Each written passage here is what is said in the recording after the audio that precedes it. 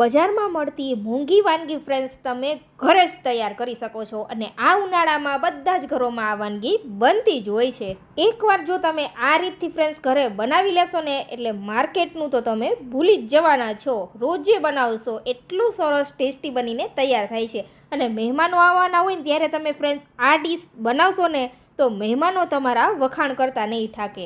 એટલી સરસ ટેસ્ટી સ્વાદિષ્ટ વાનગી બનીને તૈયાર થાય છે ફ્રેન્ડ્સ. તો વિડીયોના એન્ડ સુધી બનેલા રહેજો અને વિડીયો પસંદ આવે તો ચેનલને સબસ્ક્રાઈબ કરવાનું તો ભૂલતા જ નહીં. તો અહીંયા આપણે લીધું છે 1 લીટર જેટલું ફૂલ ફેટ મિલ્ક. તમે કોઈ પણ દૂધનો ઉપયોગ અહીંયા ફ્રેન્ડ્સ કરી શકો છો. તમારે ત્યાં ગાય ભેંસનું જે કંઈ દૂધ આવતું હોય તે દૂધનો ઉપયોગ કરીને પણ તમે આ વાનગી બનાવી શકો છો. આછું દૂધ હોય તો પણ સરસ એવી ટેસ્ટી વાનગી બનીને તૈયાર થશે. તો હવે ફ્રેન્ડ્સ આપણે શું કરવાનું છે, તેમાંથી થોડું એવું દૂધ આપણે અલગ કાઢી લેશું. આ રીતે 5 ચમચા જેટલું દૂધ આપણે ઠંડુ જ અલગ કાઢી લેવાનું છે. પછી આપણે દૂધને ગરમ થવા માટે રાખી દેવાનું છે. 1 લીટર દૂધમાંથી જ આપણે આ વાનગી બનાવીને તૈયાર કરીએ છીએ. તો હવે દૂધને આપણે સારી રીતે પહેલાં ઉભરો આવવા દેશું. આ રીતે એક ઉભરો આવે ત્યાં સુધી ફ્રેન્ડ્સ આપણે તેને થવા જ દેવાનું છે. દૂધની અંદર પાણીનો ભાગ ઓછો રાખવાનો છે તો જ પરફેક્ટ એવી વાનગી બનીને તૈયાર થશે. અને વચ્ચે વચ્ચે દૂધને ચલાવતા પણ રહેવાનું છે. તેને લીધે શું થશે ફ્રેન્ડ્સ, દૂધ છે તે તળિયે ચીપકશે નહીં અને પરફેક્ટ એવી આપણી વાનગી બનીને તૈયાર થશે. તો આ રીતે દૂધ ઉકળે છે ને ફ્રેન્ડ્સ, ત્યાં સુધીમાં આપણે એક લિક્વિડ રેડી કરવાનું છે. તો તેના માટે જે આપણે દૂધ રાખેલું હતું ને તેની અંદર આપણે ઉમેરવાનો છે મિલ્ક પાવડર. જી હા ફ્રેન્ડ્સ, જે 10 રૂપિયામાં 1 પેકેટ જેટલો મિલ્ક પાવડર આવે છે ને તે આપણે 1 પેકેટ મિલ્ક પાવડર લીધેલો છે. સાથે જ ઉમેરી દઈશું 1 ચમચી જેટલો કોર્નફ્લોર. જી હા ફ્રેન્ડ્સ, કોર્નફ્લોર. હવે આ બધી વસ્તુને આપણે એક પણ લમ્સ ન રહીએ તે રીતે સ્મૂધ એવું આપણે મિક્સ કરી દેવાનું છે દૂધની અંદર. જો તમારી પાસે મિલ્ક પાવડર નથી ફ્રેન્ડ્સ તો તમે કોર્નફ્લોરનું પ્રમાણ વધારી શકો છો.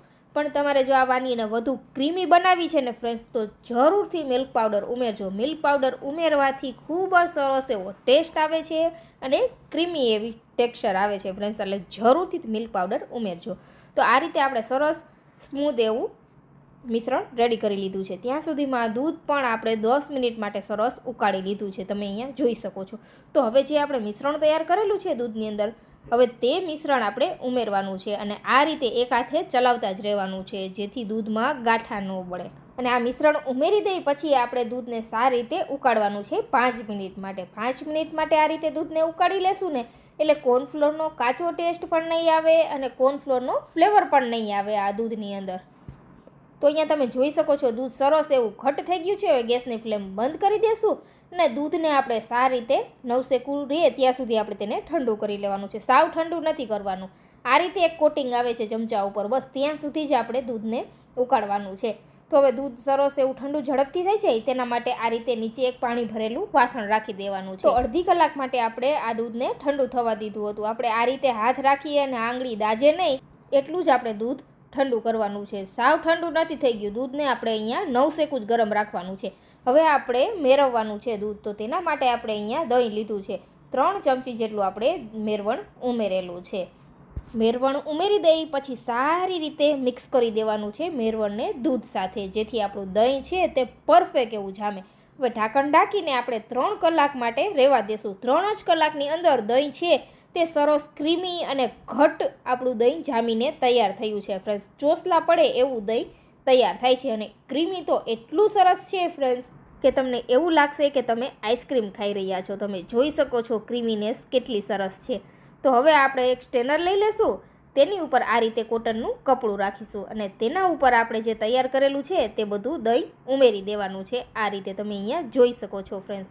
આ ટ્રીકથી આ વાનગી બનાવશો ને ફ્રેન્ડ્સ એટલે પૂરેપૂરો તમને વજન પણ મળશે અને તમારી વાનગી પણ વધુ ક્વોન્ટિટીમાં બનીને તૈયાર થશે જો તમે કોર્નફ્લોર અને મિલ્ક પાવડર ઉમેરશો તો. આ રીતે હવે આપણે દહીંને સરસ બાંધી દેવાનું છે. ઉપરથી આટી વાળી દેશું અને વધારાનું જે કંઈ પાણી છે તે નીચે બધું બાઉલમાં કલેક્ટ થઈ જશે. ઉપર આપણે કોઈ હેવી વાસણ અથવા વજન રાખી દેવાનો છે અને 3 થી 4 કલાક માટે ફ્રેન્ડ્સ તમારે તેને ફ્રીઝમાં રાખવાનું છે. બહાર નહીં, ઉનાળાની લીધે ગરમી હોવાથી દહીં વધુ ખાટું થઈ જાય છે એટલે આપણે તેને ફ્રીઝમાં જ રાખવાનું છે. તો આ રીતે 3 કલાક પછી તમે જોઈ શકો છો સરસ એવું ક્રીમી એવું આપણો મસ્કો તૈયાર થઈ ગયો છે ફ્રેન્ડ્સ. તો હવે તેને એક બાઉલમાં કલેક્ટ કરીશું. તો તમે જોઈ શકો છો ખૂબ જ સરસ ક્રીમી આપણો મસ્કો તૈયાર છે. અહીંયા આ મસ્કાને તમારે ચાળવો હોય તો ફ્રેન્ડ્સ ચાળી પણ શકો છો અને એમને પણ રાખી શકો છો. ખૂબ જ ઓછા સમયમાં બનાવીને તૈયાર કરેલો છે આ મસ્કો આપણે. તો હવે તેની અંદર આપણે ઉમેરી દેવાની છે દળેલી સાકર. તમે અહીંયા ખાંડનો પણ ઉપયોગ કરી શકો છો, પણ આ રીતથી ફ્રેન્ડ્સ આપણે જે મસ્કો તૈયાર કરેલો છે તે બહુ ખાટો નહીં થાય, એટલે આપણે વધુ ખાંડ કે સાકર ઉમેરવી પણ નહીં પડે. થોડી એવી જ આપણે ખાંડ કે સાકરનો પાવડર ઉમેરવો પડશે. અહીંયા તમારે કલાકોની મહેનત પણ નહીં કરવી પડે. આ રીતે વિસ્કરની મદદથી આપણે તેને સરસ ફેટી લેવાનું છે. એકદમ ક્રીમી ટેક્સચર આવી જશે, તમે અહીંયા ફ્રેન્ડ્સ જોઈ શકો છો. હવે તેની અંદર થોડા એવા આપણે ફ્લેવર ઉમેરવાના છે. તો ફ્લેવર માટે આપણે અહીંયા થોડું એવું લીધું છે કેસર અને ઇલાયચી પાવડર. કેસરને આપણે થોડી વાર માટે આ રીતે દૂધમાં પલાળી દીધું છે. હવે આ કેસરવાળું દૂધ ઉમેરી દેવાનું છે અને ઇલાયચી પાવડર ઉમેરી દેશું. અહીંયા તમારે કોઈ પણ બીજા ફ્લેવર ઉમેરવા હોય તો તે પણ ઉમેરી શકાય છે. હવે ખાંડને લીધે જે પાણી થયું છે ને ફ્રેન્ડ્સ, તે ન થાય તેના માટે આપણે ફરીથી 1 ચમચી જેટલો મિલ્ક પાવડર ઉમેરી દેશું. મિલ્ક પાવડર ઉમેરવાથી ખાંડને લીધે જે કંઈ પાણી થયું છે તે બધું મિલ્ક પાવડર શોષી લેશે અને ખૂબ જ સરસ ક્રીમી થીક એવો આપણો લિક્વિડ મઠો બનીને તૈયાર છે.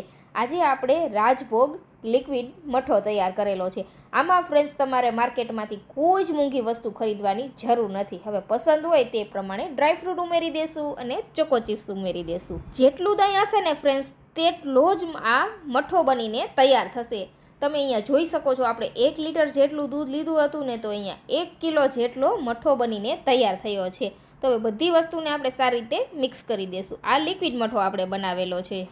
હવે તેને આપણે આ રીતે ડ્રાયફ્રૂટથી ગાર્નિશ કરી લેશું. તો ઉપરથી આપણે બદામની ફ્લેક્સ અને આ રીતે પિસ્તાની ફ્લેક્સ ઉમેરી દેશું. હવે તમે ફ્રેન્ડ્સ તેને ફ્રીઝરમાં 2 થી 3 કલાક માટે સરસ એવો સેટ કરી દેશો ને, એટલે ખૂબ જ સરસ ટેસ્ટી અને ઠંડો ઠંડો આપણો લિક્વિડ મઠો તૈયાર થઈ જશે ફ્રેન્ડ્સ. અને ખાવામાં તો એટલો સરસ ટેસ્ટી લાગે છે કે આની અંદર આપણે કોઈ પણ પ્રકારના કેમિકલનો ઉપયોગ કરેલો નથી.